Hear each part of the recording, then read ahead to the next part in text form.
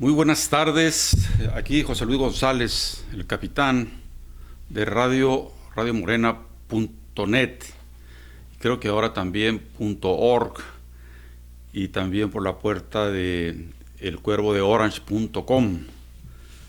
Hemos grabado esto ya en YouTube, pero con el problema de que se me olvidó la cuerda que da energía a la máquina más potente que tengo, se me quedó allá en Orange County, entonces no pude usarla el 5 de mayo y usé la vieja, la computadora vieja, y no me dio muy buenos resultados. Creo que ni siquiera lo pusieron en YouTube porque tiene muchos errores técnicos. Vamos a retomar el tema de la batalla de Puebla el día de hoy, ya 3-4 días después de la fecha conmemorativa o celebrativa más bien. Se ganó la batalla contra el ejército más poderoso del mundo en aquella época, el ejército francés. Los temas los he tomado del libro Patria, principalmente de Paco Ignacio Taibo II. Y bueno, esto yo lo leí ya hace años en el café de Santana, cuyo nombre ahorita escapa a mi mente, ante un grupo denominado Los Amigos de Santana. Entonces vamos a leer sin más preámbulo este discurso, esta locución. Creo que nos llevará media hora, un poco más. Y dice: la batalla de Puebla. Y bueno, aquella vez yo dije que soy el capitán de un barco llamado Libertad, porque yo me inauguré en esto de la radio por internet a través de La Consentida, una radio muy conocida en Santana, y tenía un programa que se llamaba Un barco llamado Libertad. Por eso decía en aquella época: yo soy el capitán de un barco llamado Libertad. Soy libre en un país de libres. Eso lo decía Ignacio Zaragoza frente a sus tropas antes del asalto de los franceses al Cerro de Guadalupe. Soy libre en un país de libres, y los libres, entre comillas, o sea, lo cito, decía Ignacio: los libres no reconocemos rivales. Se cierran comillas. Opinamos con libertad y nadie nos podrá prohibir que lo hagamos, más cuando el timón sea la conciencia, razón suprema de la palabra. Juárez, célebre por su tosudez, hombre de carácter fuerte, inamovible en su ideología republicana, redactó junto con sus pares una constitución que ponía coto a los intereses terrenales de la Iglesia en maridaje con otro cuerpo perverso de la época en México, el ejército profesional. Pilares de barro de un país que lustros más atrás fuera cercenado, dice Obrador, el gran zarpazo, perdiendo la mitad de su territorio.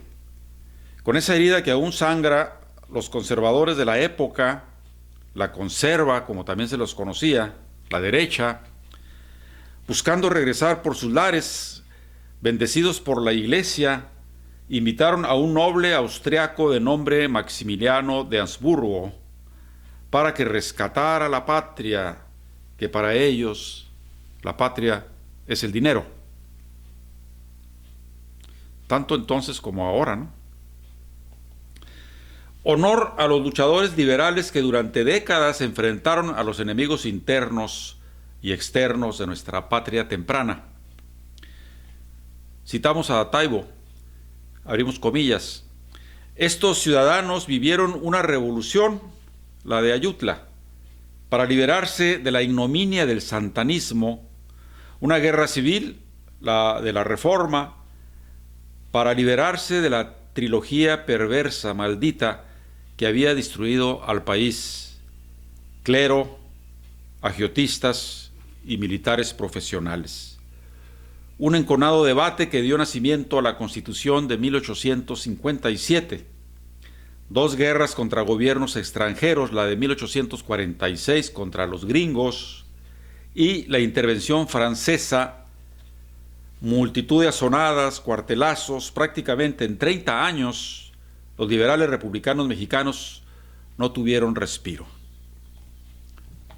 Y en la última parte, en el último segmento, Juárez encabezó como presidente constitucional de los Estados Unidos mexicanos la rebeldía contra los que querían imponer una corona europea en México para que se quedaran con la otra mitad que no nos habían podido arrebatar los del norte. Del aparato diplomático de los expresidentes golpistas y conservadores, Zuluaga y Miramón, exiliados monárquicos como Gutiérrez de Estrada e Hidalgo, no el de la independencia, desde luego, otro Hidalgo, reaccionario, embajadores santanistas como Juan Nepomuceno Almonte, hijo natural de José María Morelos y Pavón. No se hereda la ideología de la lucha por la patria y la libertad, ¿no? Juan Nepomuceno Almonte, dicen que el apellido no fue Pavón porque pues era un niño natural, y acuérdense que Morelos era sacerdote, y se dice que el apellido de Almonte viene de que cuando venían los realistas a atacar a la gente de Morelos, le decían al niño: hey, Almonte, vete al monte, para que se cubriera, ¿no? Esto puede ser cierto o no, bueno, los historiadores profesionales lo dirán en su momento. Entonces Juan Nepomuceno Almonte, embajador en París, Miguel Miramón en La Habana, última colonia española, la última en liberarse de España y la primera en liberarse de los Estados Unidos. El pretexto para la intervención era la deuda externa. Hubo 3 países, ¿no? España, Inglaterra y Francia, los que venían a cobrar una deuda externa que dice Paco Taibo II, inexistente. Porque en el caso de España creo que estaban cobrándoles por los muertos de hace 100 años o 200, ¿no? Nada que ver con la coyuntura actual del momento. Y bueno, ellos se fueron, al igual que los ingleses. Es más, a los que menos se les debía eran los franceses, y eran los más interesados en intervenir por el pretexto de que les debían y había una moratoria, ¿no? Se pudiera decir que hubo guerra porque no se respetó el derecho ajeno. Pues, ¿cuál derecho ajeno? Ya les dije que no había tal deuda, y la minúscula deuda de los franceses no era para invadir un país, ¿no? Recordemos lo que dijo nuestro presidente indígena, ya echados del país definitivamente los invasores franceses. Entre los individuos como entre las naciones, el respeto al derecho ajeno es la paz. Y bueno, quiero invitarlos a que vean una charla que di en la calle, de alrededor de 30 minutos creo, muy mal grabada porque esta cámara que tengo, que es muy buena, pues estaba trabajando en ese momento con el modo manual, y ahí no atiné cómo cerrar un poco el foco para que no saliera blanco todo, pero se oyó la voz y por eso está ahí en mi página radiomorena.net, en el nacimiento de Benito Juárez pasado, 21 de marzo. Pueden ir a verla y escucharla.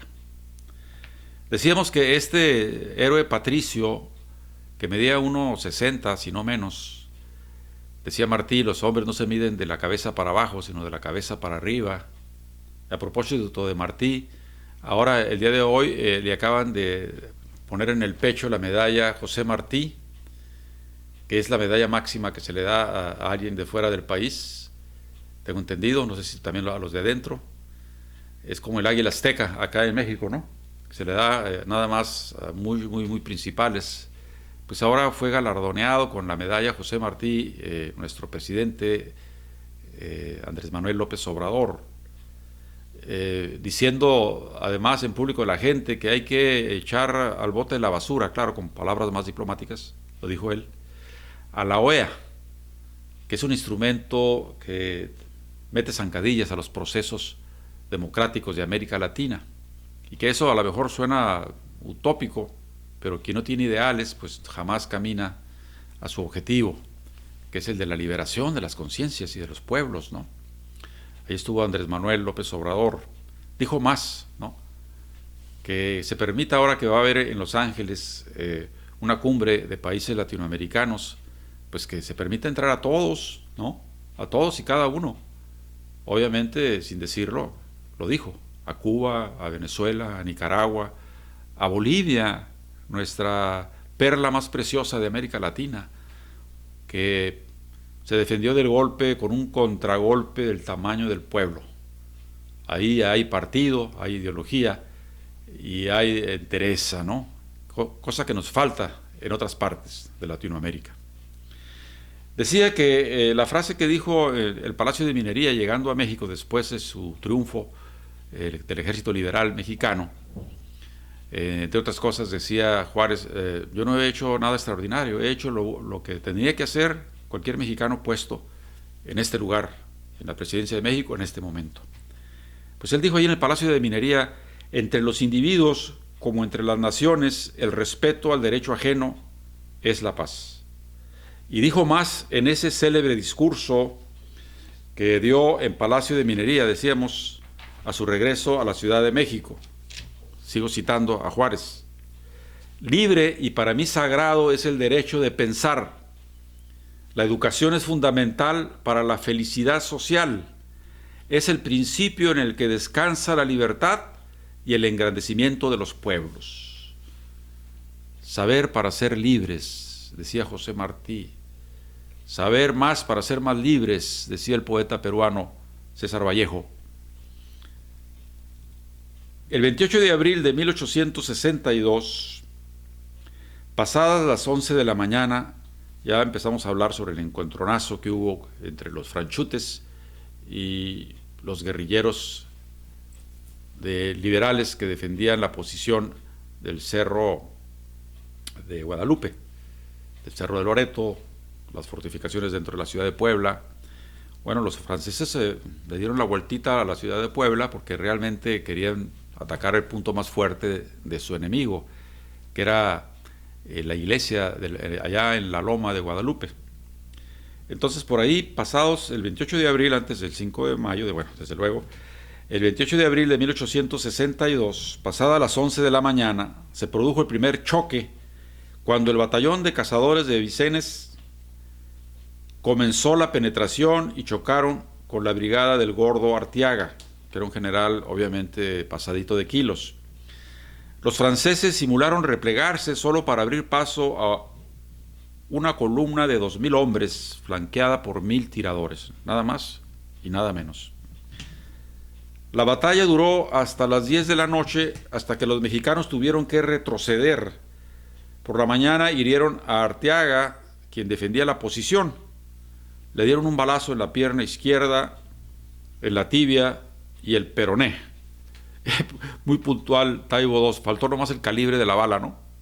Es que esas balas boludas tenían calibre. Entonces el balazo le pegó al Gordo en la pierna izquierda, en la tibia y el peroné. Yo agrego, era difícil no atinarle al Gordo, ¿no? Lo que produjo el principio de una desbandada.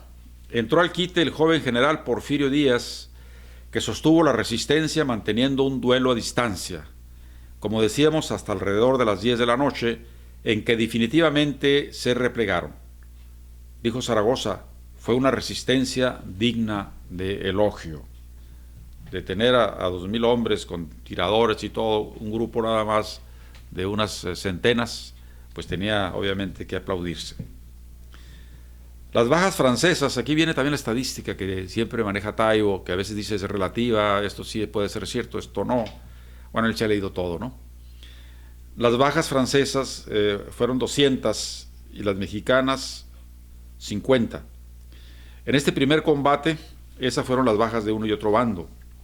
Lorenzés, que era el comandante en jefe del ejército invasor, Lorenzés logra subir los 600 metros de las cumbres de Acutzingo.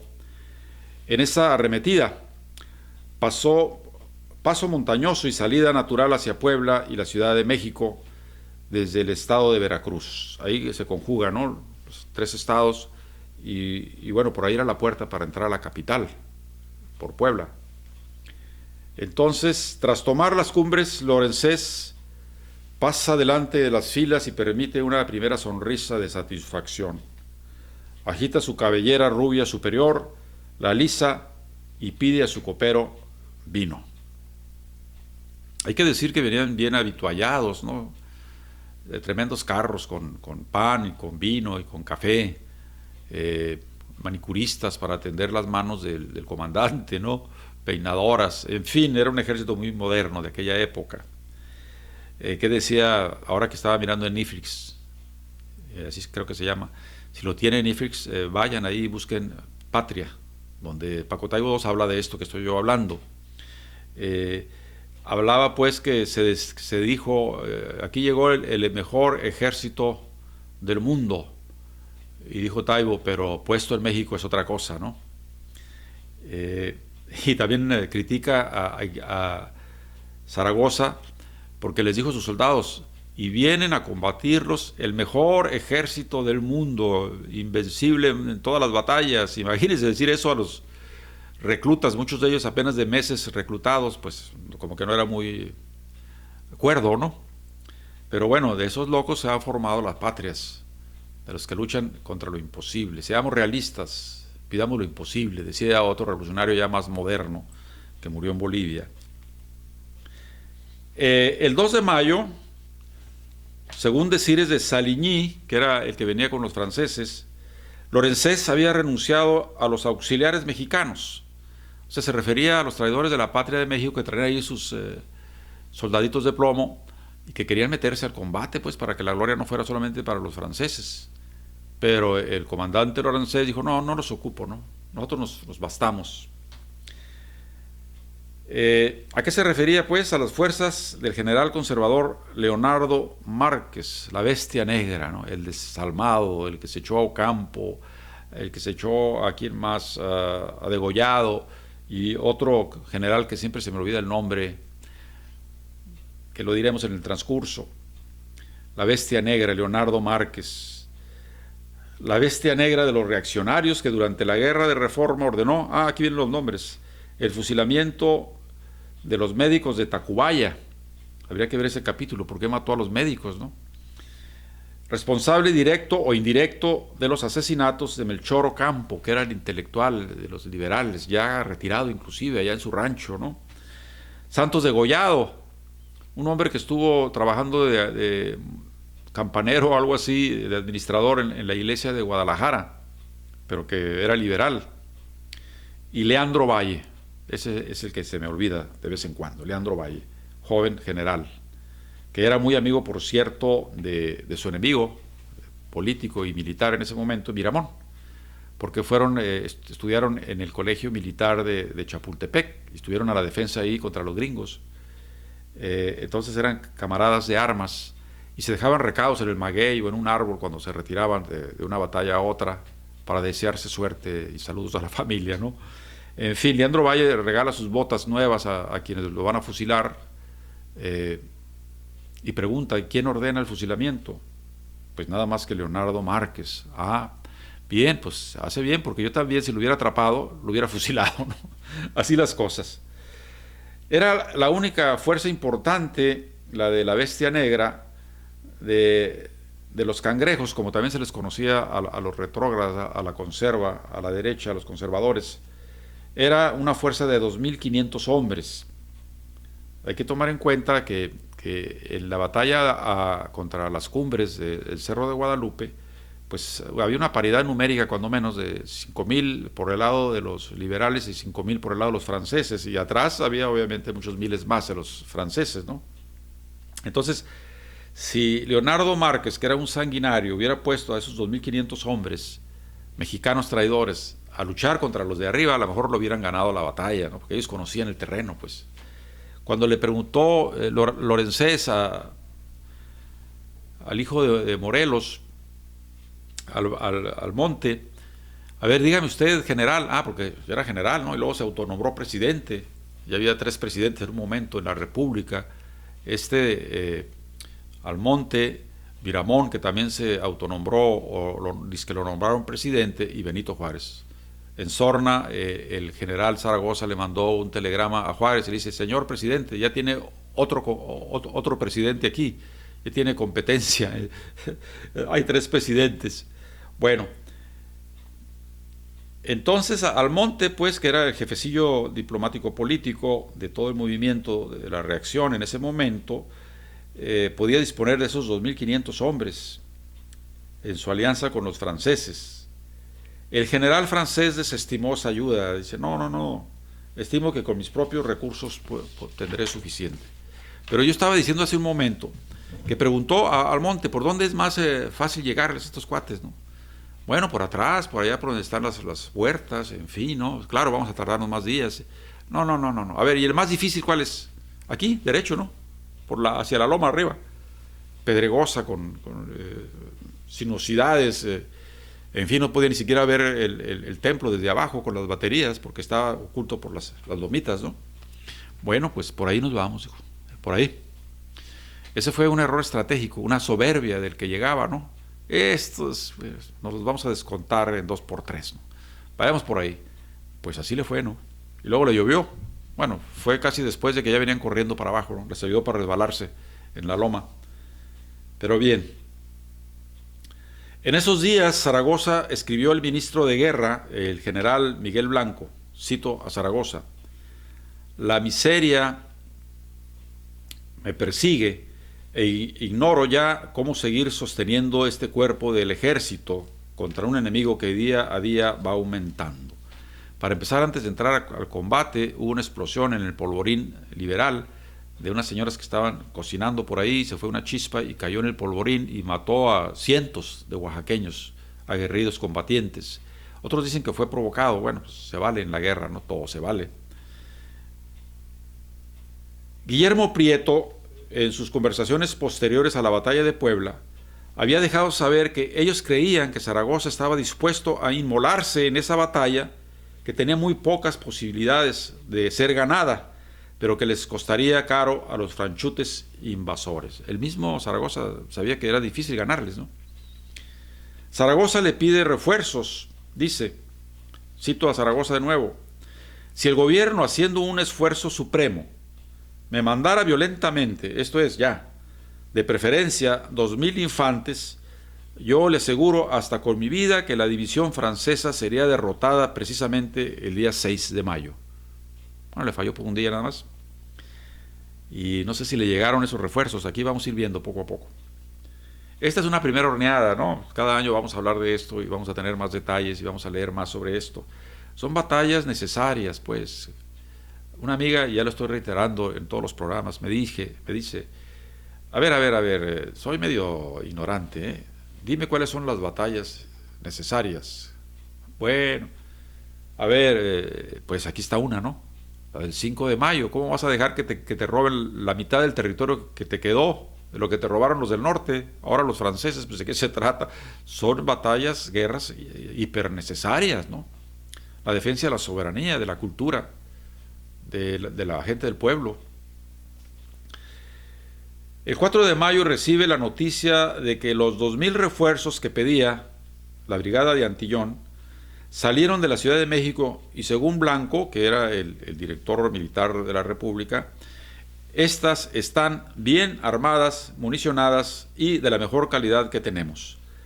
Pernoctarán hoy en Ayotla, mañana en Texmelucan y el 6 de mayo en Puebla. Pues llegaron un día tarde, ¿no? Está amaneciendo en Puebla. Zaragoza ordena a Miguel Negrete, que Miguel Negrete era enemigo de los liberales. Cuando se vino la invasión francesa, Juárez manda un decreto donde dice, se les invita aún a los enemigos nacionales a que se unan con el Ejército Nacional para contrarrestar la invasión que viene. Y uno de ellos abdicó de sus compañeros de lucha conservadores y se fue a las filas, a la orden del Supremo Gobierno comandado por Benito Juárez, el tal Miguel Negrete. Entonces, Zaragoza ordena a Miguel Negrete que con su división de 1,203 hombres, qué precisión, ¿no?, ocupe los cerros de Loreto y Guadalupe, reforzando con 2 baterías, ¿no? Ignoraban los franceses el cerro de Loreto porque no sabían que estaba ahí, con cañones. Nada más pensaban, no lo habían visto todavía, por lo que ya dije, que por el sinuoso del terreno, que allá arriba había una iglesia que la tomaron de fuerte y ahí estaban más cañones artillados. Negrete dice, citamos, inmediatamente dispuse que sin pérdida de tiempo, con toda fuerza se ocupase en fortificar dichas posiciones, teniendo la satisfacción que al amanecer quedasen en disposición de resistir el ataque. Zaragoza además dispone 3 columnas de ataque, la primera de 1032 hombres, la segunda de 1000 y la última de 2020, toda infantería, o sea, los de a pie, ¿no? Sus armas que traían, la generalidad de las armas era un machete. Imagínense, contra los rifles de pólvora y con una extensión como de 2 metros, con una punta de cuchillo, con gente adiestrada en varias guerras alrededor del mundo. Acuérdense que Francia era un imperio y ya tenía Indochina, ya tenía, no sé si en ese momento también Argelia, pues no era cualquier imperio. Entonces era dura la batalla. Zaragoza dio la orden de acuartelar a esas fuerzas a la espera de una señal que sería un disparo de cañón desde el fuerte de Guadalupe. El joven general Zaragoza, nacido en Texas, cuando todavía esta tierra era mexicana, contaba con alrededor de 6,000 combatientes, para ser exactos 5,805, para detener al invasor que traía aproximadamente entre 4,852 o 5,454, según otras fuentes, de los cuales 40%, en el caso del ejército mexicano, eran reclutas recién alistados, sin zapatos, medio comiendo, medio armados. Bueno, de esos imposibles, obviamente, son las historias inolvidables de las guerras por la patria y por la dignidad del hombre. Juan Mateos, en el periódico El Sol de Mayo, recoge la versión de un oficial mexicano, que dice, el oficial mexicano, abro comillas, veo al general tan sereno